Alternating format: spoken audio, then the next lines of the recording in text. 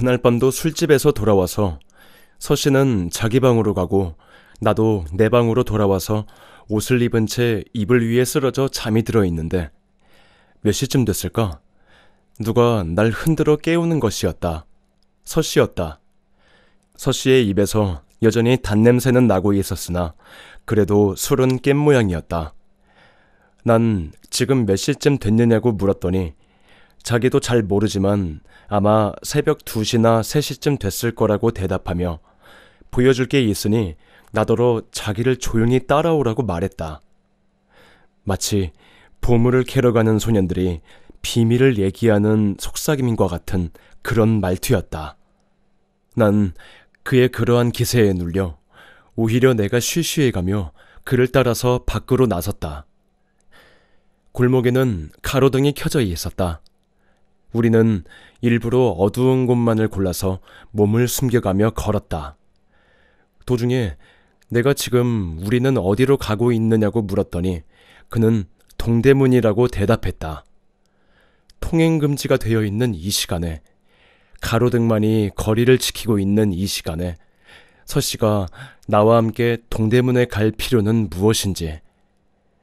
난 의욕과 불안에 눈알을 동글동글 굴리면서도 얌전하게 그를 따라서 고양이 걸음을 하고 있었다. 잠시 후에 우리는 한길 저편에 기와장 하나하나까지도 셀 수 있을 만큼 밝은 조명을 받고 있는 동대문이 서 있는 곳까지 와서 골목에 몸을 숨겼다. 서씨는 사방을 두리번거리며 살펴보고 나서 우리 외에는 아무도 없다는 걸 알아내자 나에게 이 골목에 가만히 숨어서 자기가 지금부터 하는 일을 구경해달라고 말했다. 내가 숨을 죽이고 침을 꿀꺽 삼키면서 그러마 하고 고갯짓으로 대답하자 그는 희쭉 한번 웃고 나서 재빠르게 이제까지 내가 알고 있던 사람이 아닌 전혀 다른 사람처럼 날랜 몸짓으로 한 길을 가로질러 달려가서 동대문 성벽 밑에 그늘에 일단 몸을 숨기고 좌우를 살피고 있었다. 동대문의 본 건물은 집채만한 크기의 돌로 된 축대 위에 세워져 있는 것인데 축대의 높이는 6m 남짓 되어 보이고 그 축대에서 시작되어 역시 커다란 돌이 쌓여 이루어진 성벽이 건물을 반원형으로 둘러싸고 있다. 그 성벽을 서씨는 마치 고계단의 원숭이가 장대를 타고 올라가듯이 익숙하고 민첩한 솜씨로 올라갔다.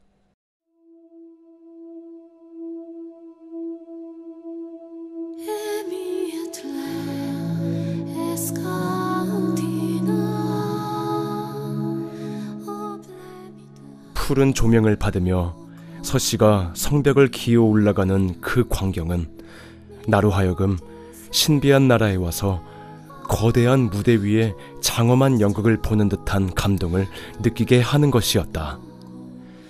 단 하나의 넓은 빗살이 펼쳐지고 그 빛에 의하여 풍경이 탄생하여 오만한 마음을 가진 양 흔들리지 않고 정립해 있는데 그것을 향하여 어쩌면 호소하는 듯한, 어쩌면 도전하는 듯한, 어쩌면 그것의 손짓에 응하는 듯한 몸짓으로 몸의 온갖 근육을 움직이며 성벽을 기어오르고 있는 그 사람은 문득 나에게 전율조차 느끼게 했다. 이윽고 서씨의 몸은 성벽의 저 너머로 사라져버렸다. 그리고 잠시 후에 난 더욱 놀라운 광경을 보게 되었다. 서씨가 성벽 위에 몸을 나타내고 그리고 성벽을 이루고 있는 커다란 금고만한 돌덩이를 그의 한 손에 하나씩 집어서 번쩍 자기의 머리 위로 축혀 올린 것이었다. 지렛대나 도르래를 사용하지 않고서는 혹은 여러 사람이 달라붙지 않고서는 들어올릴 수 없는 무게를 가진 돌을 그는 맨손으로 들어올린 것이었다. 그는 나에게 보라는 듯이 자기가 들고 서 있는 돌을 여러 차례 흔들어 보이고 나서 방금 그 돌들이 있던 자리를 서로 바꾸어서 그 돌들을 곱게 내려놓았다. 난 꿈속에 있는 기분이었다. 고담 같은 데서 등장하는 역사만은 나도 인정하고 있는 셈이지만 이 한밤중에 바로 내 앞에서 푸르게 빛나는 조명을 온몸에 받으며 성벽을 디디고 우뚝 솟아있는 저 사내를 나는 무엇이라고 이름 붙여야 할지 몰랐다.